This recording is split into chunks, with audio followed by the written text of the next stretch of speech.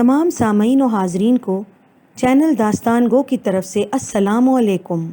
امید کرتے ہیں آپ سب بخیر و عافیت ہوں گی۔ آج کی داستان سنانے سے پہلے آپ سے گزارش ہے کہ ہمارے چینل داستان گو کو سبسکرائب اور لائک کریں۔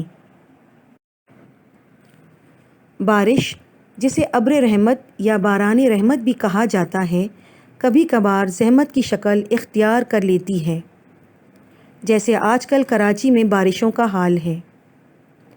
مانسون بارشوں کا سلسلہ اس وقت شروع ہوتا ہے جب خلیج بنگال میں بننے والے بادل کم ہوا کے دباؤ کے باعث شمال کی جانب سفر کر کے پاکستان کا رخ کرتے ہیں۔ کراچی میں آج کل مانسون بارشوں کا سلسلہ چل رہا ہے، جہاں کہیں موسلا دھار تو کہیں ہلکی بارشیں جاری ہیں۔ یہ تو نظام قدرت ہے جو اپنے وقت مقررہ پر ہر سال گرمیوں میں خصوصاً جولائی کے مہینے میں ہوتی ہیں۔ احمد علی بھی اسی شہر کا باسی تھا جو سموسے اور جلیبیاں فروخت کر کے اپنے بال بچوں کا پیٹ بھرتا تھا۔ اس کا شمار بھی ان مزدوروں میں ہوتا ہے جو روزانہ کی دہاڑی پر کام کرتے ہیں۔ اسے اس بات پر ناز تھا کہ وہ اپنا پتارا شہر کے مہنگے اور مصروف ترین علاقے میں لگاتا ہے۔ اس کے 5 بچے، بیوی اور ایک بوڑھی ماں ہے جو رات 10 بجتے ہی دروازے کی دستک پر چونک جاتی ہے کہ اس کا لاڈلا بیٹا گھر آ گیا ہو۔ احمد علی کے بچے ذہین اور پڑھنے کے شوقین تھے۔ وہ قریبی گورنمنٹ اسکول میں پڑھتے تھے۔ احمد علی کی خواہش تھی کہ اس کا بڑا بیٹا جو بمشکل 12 سال کا ہوگا، بڑا ہو کر ڈاکٹر یا انجینئر بنے۔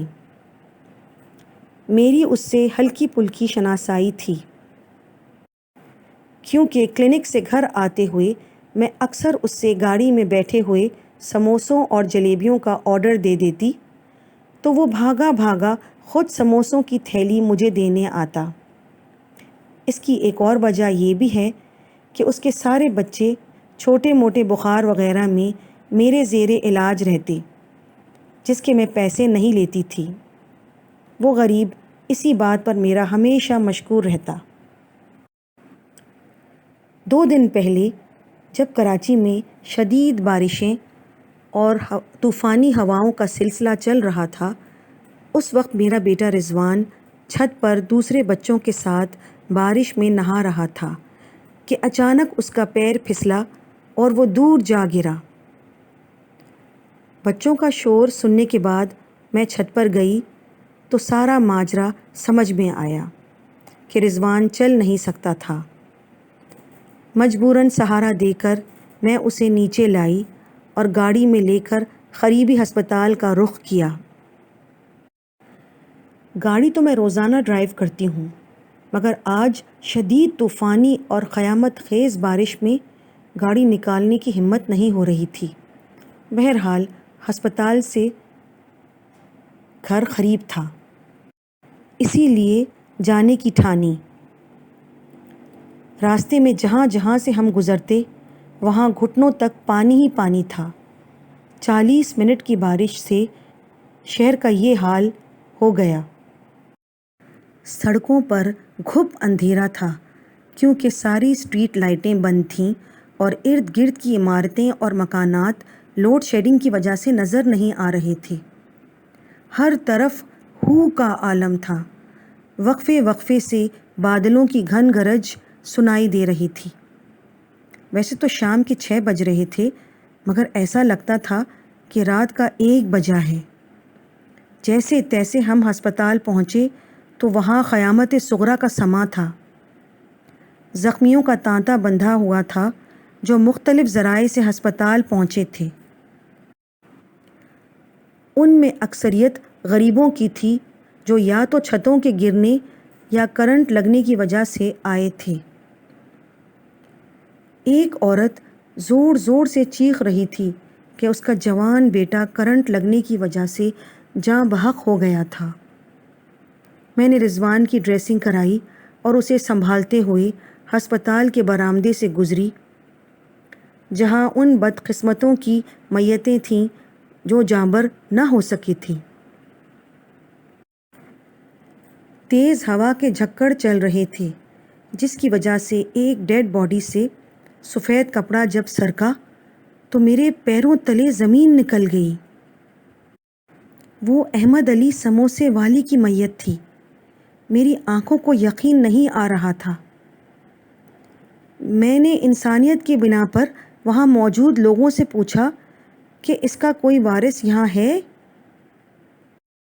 تو ساتھ کھڑے ایک آدمی نے آہستہ سے کہا کہ یہ میرا پڑوسی تھا، اس کے بچے کی طبیعت خراب تھی، اسے تیز بخار تھا، یہ بیچارہ اس کی دوائیں لینے گھر سے سائیکل پر نکلا تھا، مگر ساری دکانیں بند تھیں۔ بچے کے لیے ادھر ادھر سائیکل پر دوا کی تلاش میں احمد علی نے اپنی جان کی پرواہ بھی نہ کی۔ ایک تیز سیلابی ریلا اس غریب کو بہا لے گیا۔ جب 24 گھنٹے تک یہ لاپتہ رہا تو ہم سب محلے والے اسے ڈھونڈنے نکلے اور بہت تگ و دو کے بعد اس کا یہاں پتہ ملا۔ انہوں نے مزید بتایا کہ 2-3 دنوں کی مسلسل بارشوں کی وجہ سے یہ کام پر بھی نہ جا سکا، جس کی وجہ سے اس کے گھر میں فاقے تھے۔